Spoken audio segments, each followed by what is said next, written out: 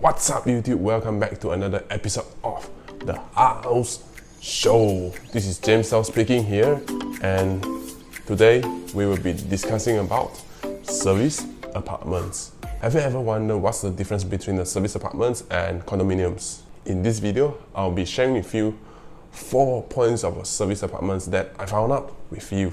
If you don't have any idea what's the difference between a service apartment and a condominium, then watch this video till the very end.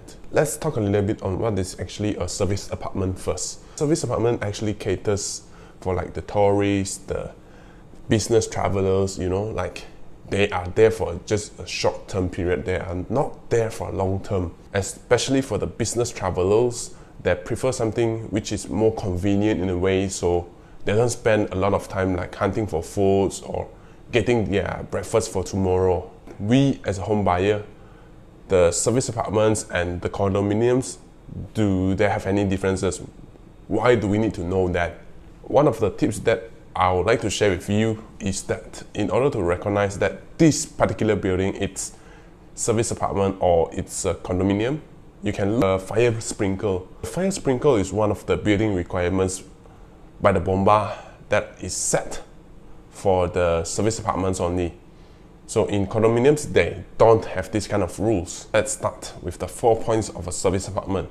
First would be the numbers of units.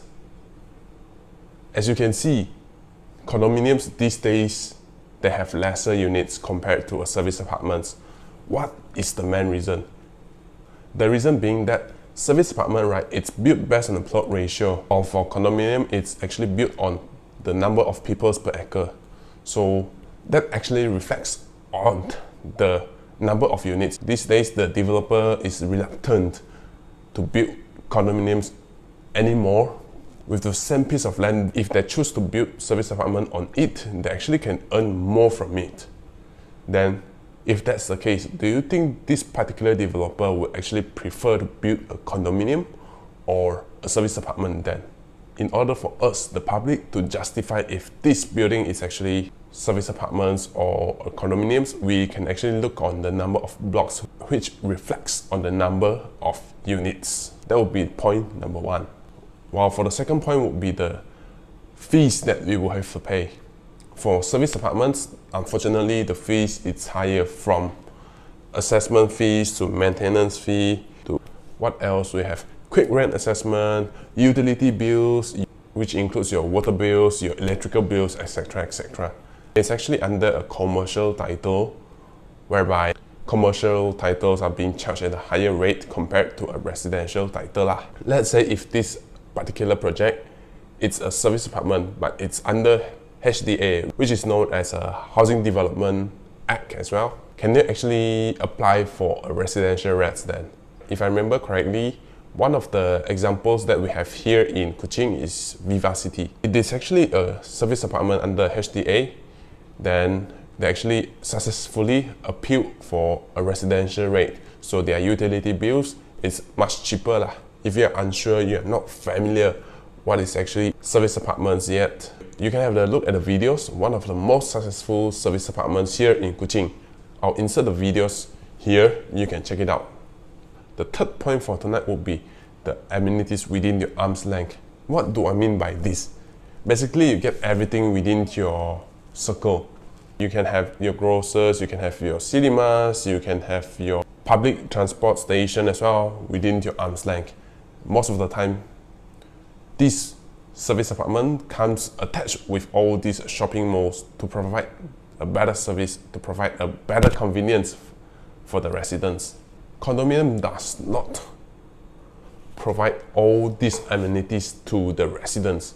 They will have to drive their cars away from their unit to get their groceries, or they can order for deliveries. That also leads to another point whereby, in terms of privacy, right? Privacy for condominium would be a little bit much better compared to a service apartment in this case, because it's purely based for the residents only, no shoppers at all.